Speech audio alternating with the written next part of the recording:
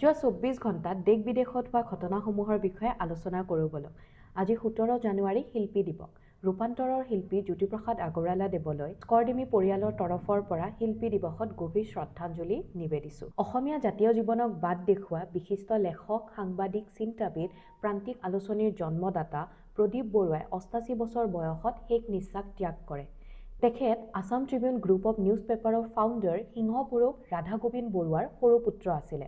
১৯৮১ চনৰ ১ ডিচেম্বৰৰ পৰা ভৱেন্দ্ৰনাথ শইকীয়াক মুখ্য সম্পাদক হিচাপে লৈ প্ৰদীপ বৰুৱাই প্ৰান্তিক আলোচনীখনৰ আৰম্ভণি কৰিছিল। ৭৬ সংখ্যক বাৰ্লিনেল ২০২৬ৰ জেনেৰেশ্যন কেপ্ৰাছ প্ৰতিযোগিতাত ৱৰ্ল্ড প্ৰিমিয়াৰৰ বাবে ৰীমা দাসৰ নট এ হিৰো ছবিখন নিৰ্বাচিত হৈছে।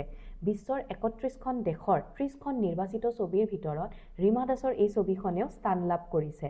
এই ছবিখন ইংৰাজী, হিন্দী আৰু অসমীয়া এই তিনিওটা ভাষাতে প্ৰকাশ কৰা হৈছে। দুদিনীয়া ভ্ৰমণৰ কাৰ্যসূচীৰে প্ৰধানমন্ত্ৰী নৰেন্দ্ৰ মোদী আজি অসমত আহি উপস্থিত হৈছে, য'ত তেখেতে সৰুসজাই ষ্টেডিয়ামত আয়োজন কৰা বাগুৰুম্বা দহৌ প্ৰগ্ৰেমত উপস্থিত থাকিব।